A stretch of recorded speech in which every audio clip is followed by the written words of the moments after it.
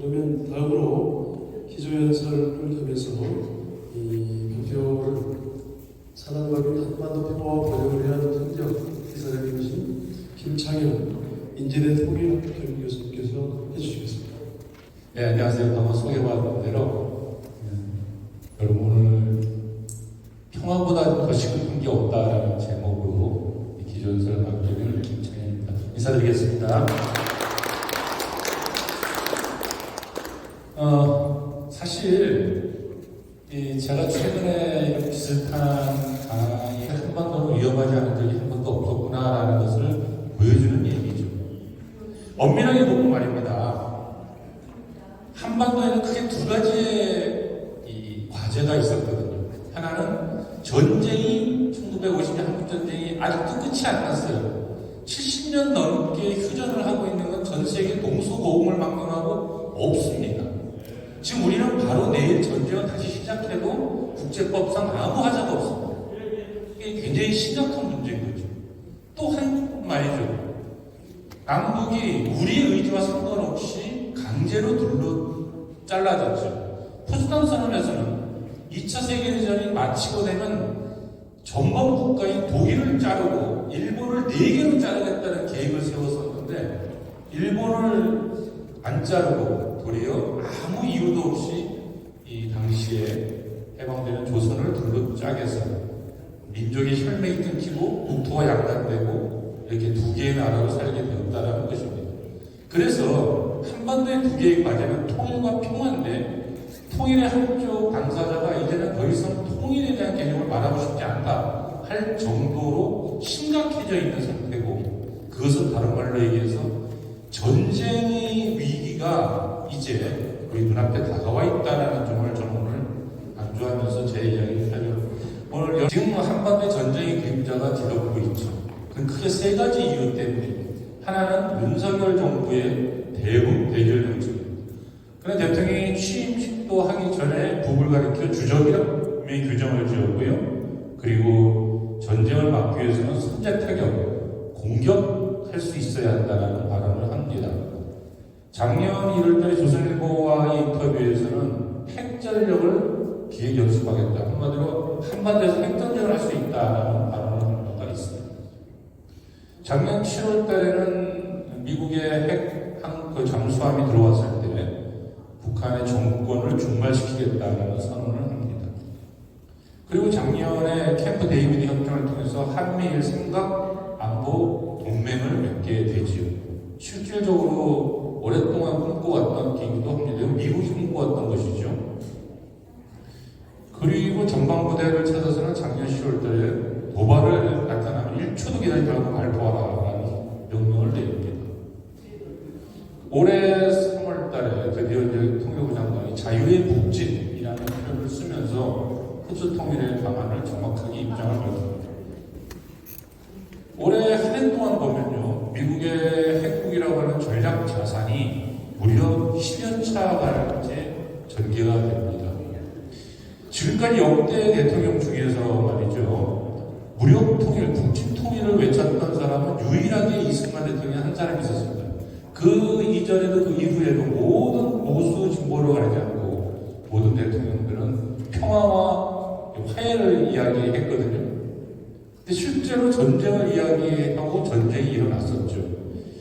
이 말로 모든 일이 시작되는데 특히 정치는 말로 전쟁하겠다는 말을 자꾸 하면 안 됩니다. 이게 이제 첫 번째 전쟁 위기가 오게 되는 원인이고요.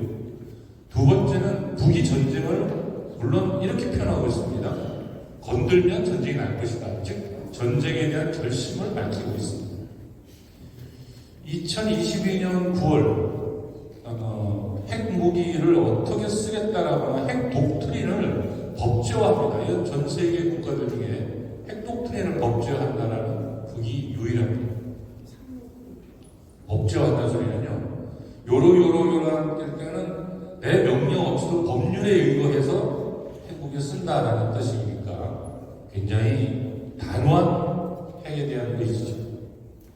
그들의 의지를 잘 표현하는 부분인 것 같습니다. 조선이 없으면 지구가 없다. 즉 핵무기를 쓰면 핵으로 공격받기 때문에 조선이 없어지겠죠. 대신에 그 핵을 공격한 그 나라도 없어진다라는, 우리 경상도 말로는 갈지마오라는 말이 있는데 굉장히 단호한 의지를 보여주는, 니 죽고 나 죽다처럼 무서울 게 없거든요. 마침내 올해 1월 달에 조선노동당 중앙위원회 제8기 9차 전원회의에서 대남분야의 근본적인 방향 전환을 얘기하는데요. 그것은 조선반도는 지금 통제 불능의 위기에 빠졌다. 즉 전쟁 상황에 빠졌다는 소리입니다. 그리고 남북관계는 더 이상 동시관계가 아니다. 이제 교정국이고 적대국이다를 분명히. 그러면서 우리 제도와 정권을 붕괴시키려는 야망은 민주를 표방했던 민주당이든 보수를 표방했던 당이든 다 똑같았다. 이제 우리가 할 수 있는 것은 우리는 군사적 대결을 하려면 언제든지 핵을 쓰겠다, 이런 발언을 하게 되는 것이죠. 그러니까 적대국 교정국이라는 말은 그동안에 보면은 주로 교정국, 적대국은 미국을 가리켰고, 같은 민족으로 우리는 연방제에서 평화통일을 하자라는 얘기를 하고, 이 미국에 상관없이 우리끼리는 평화롭게 살아야 한다는 얘기를 자주 했는데, 그 이야기를 이제 접은 거죠. 접고, 이 미국과 이 대한민국은 하나다, 동일시하겠다 이제. 즉 교정국이고 적대국으로 본다.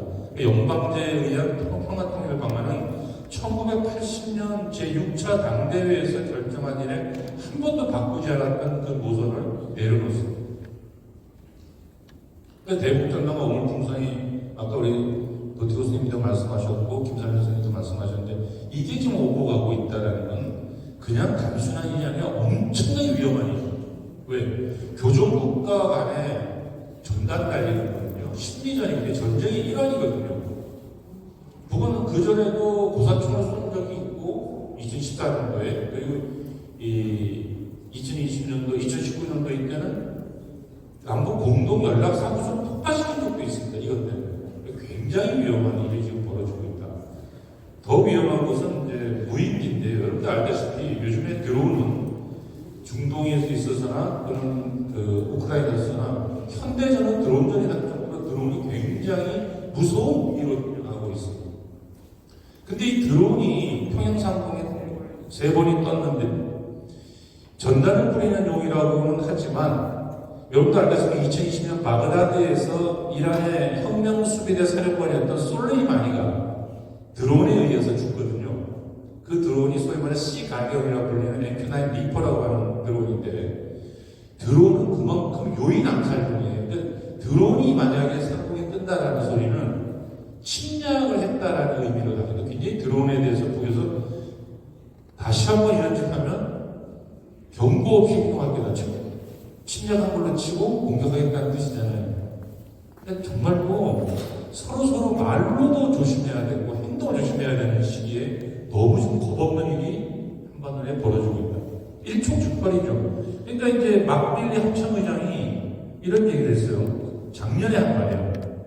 한반도는 지금 전쟁이 오를 터져도 조금 이상하지 않다 라는 발언을 했고요. 올해 1월 달에는 로버트 칼링과 지프리트 해커라고 하는 유명한 미국의 학자들이 지금 한국은 한국전쟁 난 이래로 가장 위험하다라는 발언을 하는 상황까지 이르렀죠. 로버트 갈루치 교수도 핵전쟁이 일어날 것 같다라는 이야기로 한반도의 위험을 이야기하고 있습니다. 또 한 가지 위험하게 만들고 있는 것 중에 하나는 이제 신냉전 전략인데요. 신냉전 전략은 뭐냐면, 우리가 아시다시피 1990년도에 있었던 이 소련이 붕괴되고 나서, 동구권이 붕괴되고 나서 미국은 유일무이한 패권 국가가 되었어요. 전 세계에서 미국이라는 아무도 손댈 수 없는 거대한 힘이 생겼는데, 이제 달도 차면 기운다고 그게 이제 서서히 힘이 빠진 거죠. 서서히 힘이 빠지고 벌써 40년 이상 됐으니까, 일곱 패권이. 그 사이에 중국은 엄청난 속도로 일어났고, 러시아도 생유국가가 되어 있던 러시아가 이제는 핵보유 엄청난 강국으로 이루어졌다. 그리고 세계 곳곳에서 미국의 단일 패권을 인정하지 않는 세력들이 일어서기 시작을 한 건데요. 그것을 이겨내기 위해서 미국에서 만들어낸 게 뭐냐면 편가르기죠. 자, 우리 주변에 모여라. 이 신냉전이에요. 예전에는 냉전은 자본주의 사회주의로 나눴다면, 이제는 미국의 편에서 자유와 민주주의 이름으로 모일 나라들은 모이고 그렇지 않은 사람들은 갈라치기 하겠다라는 게 신냉전인데 필연적으로 전쟁을 불러옵니다.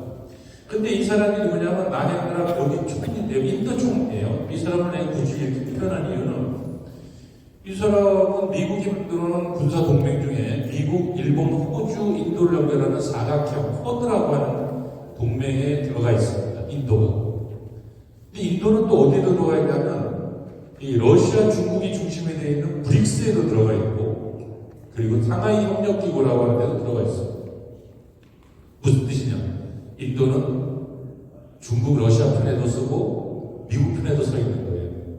그래서 이 사람 보고 당신은 도대체 어느 쪽 편이냐 물으면 인도는 인도입니다. 이렇게 얘기를 하죠. 이게 바로 이제 다극화 체제로 가고 있다는 겁니다. 사마르칸드 선언이 SCO, 상하이 협력기구 이렇게 많은 나라들이 다극 체제, 즉 일극 체제, 미국을 중심으로 하는 체제에 동의하지 않는 사람들이죠. 이것이 브릭스, 브라질, 러시아, 차이나, 중국, 인도, 남아공 5개가 만들었는데 이제 거기에 이란, 아랍에미리트, 에티오피아, 이집트까지 들어와가지고 세계 인구의 거의 절반, GDP의 35.8%가 여기서 만들어지고 있습니다. 이 사람들은 달러 말고 다른 돈을 만들겠다. 세계 달러 태권을 쥐고 있으니까 바꾸겠다 하고 있고요. 한마디로 거의 줄을 서서 들어오겠다는 나라들이 많습니다. 이게 바로 이제 세계가 미국의 단일한 패권이 강력할 때는 아무도 할 수도 없는 일을 벌리고 있다는 것이죠. 이게 이제 너무 상징적이잖아요. 시진핑 하나 가운데 세워놓고 아랍에 있는 모든 정상들이 모여서 사진을 찍은 건데요. 달러로만 기름을 값을 낼 게 아니라 중국 위안화라도 내자 뭐 이런 얘기를 주고받고 있는 것이죠. 미국이 그러한 그 패권 도전에 대해서 이겨내는 방법이 미국과 영국과 호주를 연결하는 모커스 삼각형이죠. 한국과 미국, 일본과 미국을 연결하는 삼각동맹, 이 미국과 일본과 필리핀을 연결하는 미일필 동맹, 그리고 미국과 일본과 인도와 호주를 연결하는 쿼드, 이렇게 전부 다 격자형의 중국 견제형을 만들면서 이걸 전체 나토까지 연결해가지고 세계를 이렇게 갈라서 만들어내려고 하는 게 이게 이제 신냉전이라고 하는 겁니다. 그래서 이것 때문에 전쟁이 나는 거예요. 계속. 그러니까 이제 러시아, 우크라이나 끝이 안 나죠. 왜? 이건 우크라이나와 러시아가 싸우는 게 아니라 러시아와 미국의 싸움에 대리전을 지금 하고 있는 거거든요. 지금 우크라이나는 하루도 오늘 지원을 그러고 내일 망해버린 거예요. 그러니까 미국의 지원으로 좀